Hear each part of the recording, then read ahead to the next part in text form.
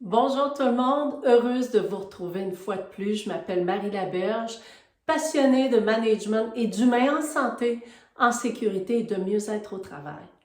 Aujourd'hui, je vous entretiens sur les questions les plus fréquemment posées par les entreprises, les équipes RH, SST, les décideurs, les gestionnaires qui communiquent avec moi pour en savoir davantage, pour mieux comprendre la contribution d'une démarche de santé mieux-être chez eux. Donc, ce que j'entends souvent, c'est convaincu, j'en suis, mais les décideurs, les personnes que j'ai à convaincre, ceux qui détiennent les moyens, la bourse finalement, l'argent, ont besoin d'un peu plus d'informations pour prendre une décision éclairée. Donc, c'est quoi? Quels sont les bénéfices? En fait, il faut d'abord documenter le coût de la non-santé dans notre organisation. Donc, une organisation qui n'a pas encore entamé une démarche de santé mieux-être va vouloir ou ne sait peut-être pas ce que lui coûte la non-santé dans son organisation. Donc, il va être intéressant de documenter les coûts d'assurance, que ce soit assurance collective, que ce soit d'assurance de compensation, que ce soit la CNSST, en termes de santé physique et santé psychologique de nos gens. Donc, de documenter cet aspect-là. L'absentéisme, le présentéisme de nos gens, le roulement, est-ce qu'on a un roulement sain? Est-ce qu'on a une facilité de recrutement? Donc, le coût de la non-santé de notre organisation, et une fois que ça est bien documenté, bien chiffré objectivement, ben, d'en discuter avec les décideurs en termes de performance globale de l'organisation, parce que souvent les organisations n'intègrent pas ce genre de coût-là, donc le coût de la non-santé, dans leur performance globale, ce qui fait qu'ils ont souvent une petite idée assez utopique de leur performance. Ils pensent que tout va bien, ils pensent que la mission roule, ça n'a jamais bien été comme ça, mais finalement, c'est parce qu'il y a d'autres petites abeilles, d'autres petites fourmis qui s'occupent du dossier de la non-santé. Et puis finalement, dans les faits, on est loin d'être bon comme on l'est. OK? Donc, entamer cette réflexion-là avec les gens, les décideurs, pour qu'ils puissent avoir ce qu'il faut comme information pour finalement constater que leur performance globale est plutôt édulcorée par la non-santé de leur organisation. Ensuite, et de ça va souvent naître un intérêt à intégrer ces indicateurs-là de résultats RH, des indicateurs RH de résultats plutôt, à leur performance globale pour pouvoir mieux comprendre la réalité. Okay? Il est certain que plus la démarche avance, plus les décideurs vont s'intéresser à des indicateurs de processus, mais pour ce faire, il faut avoir commencé à agir. D'ailleurs, ce qui m'amène à la deuxième question la plus fréquemment posée, qui est c'est quoi les efforts en termes de ressources humaines nécessaires au déploiement d'une démarche de santé mieux-être? Ben, en fait, ça doit débuter, bien sûr, par une réflexion en comité de direction. Donc, un point à l'ordre du jour du comité de direction à l'effet que voilà pourquoi on s'engagerait dans cette démarche-là. Et une fois qu'on a pris la décision, bien, de communiquer notre intention à tout le monde, à l'effet que nous entamons, nous nous engageons à prendre en charge la santé mieux-être dans notre organisation. Assigner un membre du comité de direction, en ce sens où ça prend une personne, OK? Ça prend une personne décisionnelle en charge de ça. Est-ce qu'elle va faire du contenu? Non, elle va continuer à décider. Elle se nommera un coordonnateur ou un responsable, OK? Donc, une personne qui va prendre en charge le dossier. Est-ce que tout ce petit monde-là est à temps plein sur le dossier? La réponse est non, mais ce sont des responsables. Donc, ça prend des responsables, ça prend des personnes, des postes assignés parce que l'affaire de tout le monde, c'est l'affaire de personne.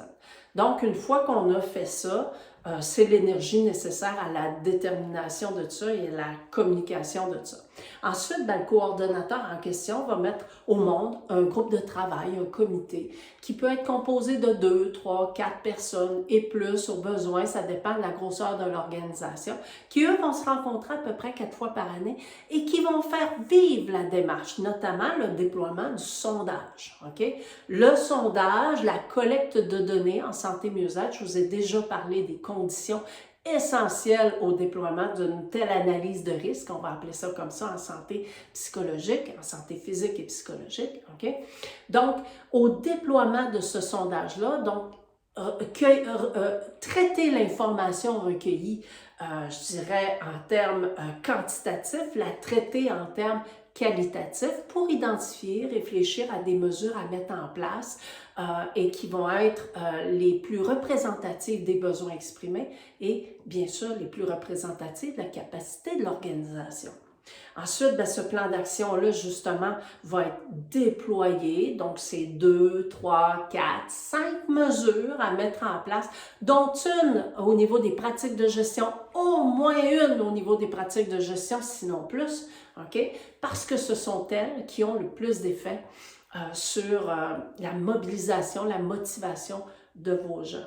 Un plan d'action qui est bien sûr bien construit, qui est mesurable en termes de contribution et qui sera évalué à la fin de l'année, donc 1 an pour mettre en œuvre ce processus-là, qui va être évalué en fin d'année et dont la démarche aussi va être réévaluée, non seulement en comité, le petit groupe de travail, mais au niveau du comité de direction aussi, en ce sens où on va réitérer notre engagement à poursuivre notre démarche de santé mieux-être. Donc, des ressources nécessaires au déploiement des 5 étapes dont je viens de vous parler.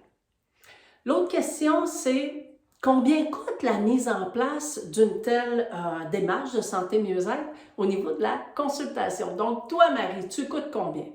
En fait, j'ai une approche extrêmement, je dirais, d'accompagnement, OK? Donc, moi, ce que je fais, c'est que je forme notre groupe de travail, une formation d'une journée. Au terme de cette formation-là, on a le squelette et plus encore avec un peu de viande dessus, OK? Déjà de notre démarche, mandat, objectif, plan d'action. Donc, on a un bon squelette, beaucoup de jus, OK, pour commencer notre démarche.